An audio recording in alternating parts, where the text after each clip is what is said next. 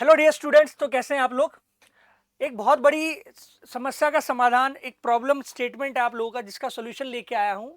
बहुत ज़्यादा बच्चों की डिमांड ये होती है कि सर इतने सारे रिएजेंट पढ़ने के बाद हम जब आगे वाला पढ़ रहे होते हैं पीछे ना भूल जाते हैं।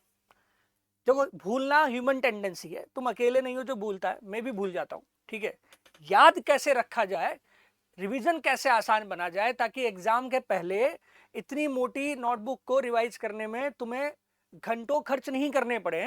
तुम जरूरी जरूरी चीजों को, हाइलाइट्स को फटाफट से देखो और आगे बढ़ जाओ। और एक्चुअली आप देखोगे तो आप बहुत बेसिक चीजों पे बार बार गलती करते हो। रीजन का नेचर भूल जाना, क्या कर रहा है क्या नहीं कर रहा है, इसके बारे में भूल जाते हैं। तो अभी अब आज का जो टॉपिक वो ये है कि how to prepare, how to make, कैसे बनाए शॉर्ट नोट्स ऑर्गेनिक केमिस्ट्री के, कैसे इन शॉर्ट नोट्स को तैयार किया जाए। और देखो, शॉर्ट नोट्स होने चाहिए शॉर्ट। अब क्या करते हैं कई लोग, इतनी मोटी नोटबुक है इसके, ठीक है, इससे अब शॉर्ट नोट बनाने वाले हैं तो क्या करेंगे, इसकी लेंथ इतनी कर देंगे, ये इतनी में खत्म कर देंगे। मतलब जैसे 400 पेज के नोट्स हैं तो 100 पेज के अंदर नोट्स बना के बोलेंगे शॉर्ट नोट्स तैयार हो गए। अरे एक चीज बता, एग्जाम के एक दिन पहले क्या तू 100 पेज की नोटबुक को लेके पढ़ेगा क्या? इतना टाइम थोड़ी होगा, नहीं ना। 4 5 6 पेज में सब कुछ खत्म हो जाए ऐसा कुछ जुगाड़ लगाएं। पेज चाहे बड़े हों साइज में, या पेपर अपन ऐसे मान ले कि चार्ट वगैरह पे हम बना ले, लेकिन हमारे नोट्स जितने कम संख्या में होंगे, मतलब जितने कम पेजेस में होंगे, उतना आसानी से रिवीजन हो सकता है। तो बात करता हूं सीधा, how to prepare short notes in organic chemistry. ठीक है, मेरा नाम है मयंक पारिक और हमारे अनअकैडमी के यूट्यूब प्लेटफॉर्म पे है। और अगर आपने अभी तक चैनल को सब्सक्राइब नहीं किया है, वीडियो को लाइक नहीं, शेयर नहीं किया है, तो वीडियो बहुत बढ़िया होने वाली है। सब्सक्राइब कर देना, लाइक कर देना, शेयर करना, क्योंकि अगली वीडियो के लिए नोटिफिकेशन टाइम पर मिलता रहेगा। अब दो ट्रिक की बात करते हैं। ट्रिक, कौन सी ट्रिक काम में लेनी है, इस ट्रिक को याद करो। सिंपल सा फंडा है, TRIP, ट्रिप पे चलो। अब देखो, ट्रिप वर्ड सुनते ही हमें मजा आ जाता है, मतलब घूमने की बात कर रहे हैं।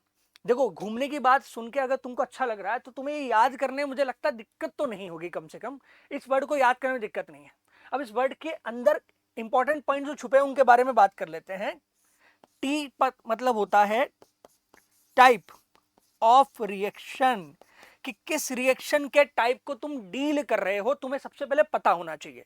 उसके बाद होती है सारी कहानी, इलेक्ट्रोफिलिक एडिशन है, न्यूक्लियोफिलिक एडिशन है, या फ्री रेडिकल एडिशन रिएक्शन है, या सब्स्टिट्यूशन रिएक्शन है, या एरोमेटिक रिएक्शन है। एरोमेटिक में कौन सा इलेक्ट्रोफिलिक है कि न्यूक्लियोफिलिक है, ये सब पता होना चाहिए। उसके बाद इस टाइप के रिएक्शन में रिएजेंट कौन सा आता है, तो रिएजेंट पता होना चाहिए। पता लग गया रिएजेंट। रिएजेंट से रिलेटेड जब रिएक्शन होगी तो इंटरमीडिएट क्या बनेगा, ये भी तो पता होना चाहिए। अगर तुम्हें type of reaction, reagent, intermediate पता लग गया तो प्रोडक्ट बनाना बहुत आसान है।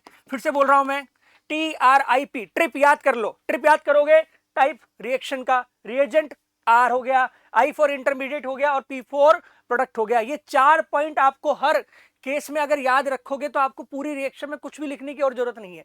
इन सब में, इसमें सब कुछ आ गया जो तुम्हारे कंसेप्ट से रिलेटेड है, सब कुछ आ चुका है इसके अंदर।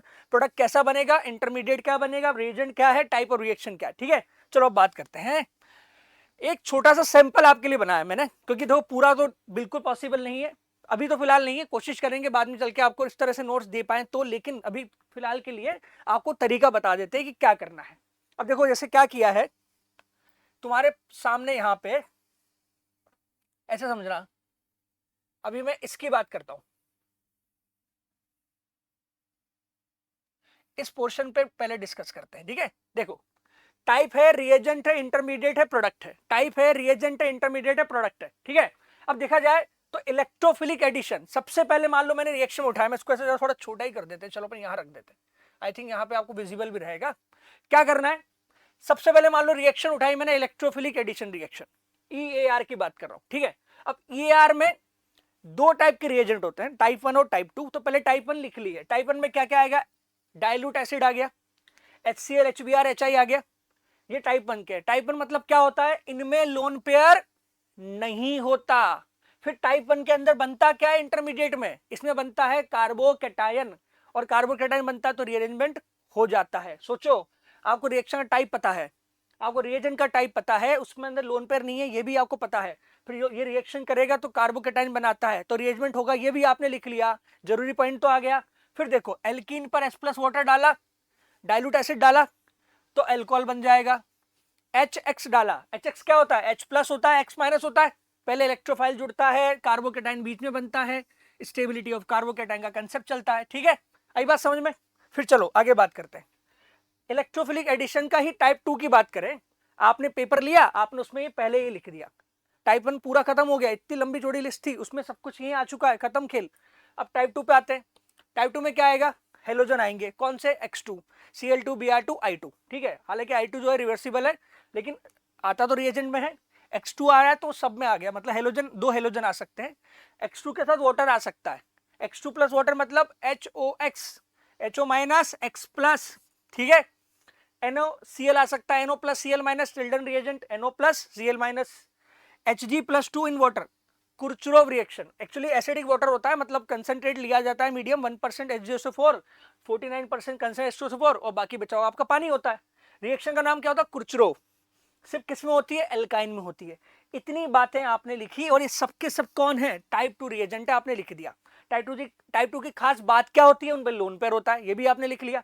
फिर आते हैं नॉन क्लासिकल। टाइप 2 बनाते हैं नॉन क्लासिकल कार्बोकेटायन और नॉन क्लासिकल अरेंजमेंट नहीं होता। और अच्छी बात यह कि जब x का एडिशन करोगे, 2x जोड़ते हो, अपोजिट जोड़े, X2 में पानी जोड़ा साथ में, तो OH बीच में, क्योंकि न्यूक्लियोफाइल एक्स कॉर्नर पे आ गया, इलेक्ट्रोफाइल पहले अटैक करता है, पॉजिटिव बनाता है, फिर बाद में न्यूक्लियोफाइल आता है, NCC फॉर्मेशन करेगा, non classical carbocation, anti addition. NOCl भी क्या करेगा, non classical carbocation, anti addition. ठीक है, मार्क प्रोडक्ट बनाना है लेकिन एंटी एडिशन करना है, मतलब प्रोडक्ट मार्क बनेगा लेकिन एंटी क्या होगा, आपका एडिशन होगा। इस तरह से आपने बना लिया, हो गया। ऊपर वाले मार्क लिख दे, नीचे मार्क लिख दे। ऊपर वाले मार्क में हमने यही नहीं बताया कि एंटी होता है कि सिन होता है, मतलब कोई स्पेसिफाइड नहीं है, यहां हो गया। फिर देखो FRAR, free radical addition reaction, क्या होगा, FRAR HBr plus H2O2 only, HBr भी पेरोक्साइड। इसमें क्या होता है, देखो लिख दिया अपन ने, रेडिकल बनता है इंटरमीडिएट। ठीक है, पहले Br डॉट फिर H डॉट अटैक करता है, आ गया मैकेनिज्म भी, खत्म खेल। फिर नो रिएजमेंट, अरे रेडिकल बना, रिएजमेंट कैसे कराओगे, हो ही नहीं सकता। ठीक है, HBr पेरोक्साइड होता है तो Br कहां लगा है, Br लगा है कॉर्नर पे, तो H कहां आएगा, बीच में। पहले Br अटैक करता है, रेडिकल बीच में बनाता है, वहां पे आके H जुड़ जाता है, एंटी मार्क प्रोडक्ट बन गया। अब आप सोचिए, इस पूरे केस में जो आपने अभी डिस्कस किया, अगर आप ध्यान से देखें तो आपने सब कुछ लिख लिया है।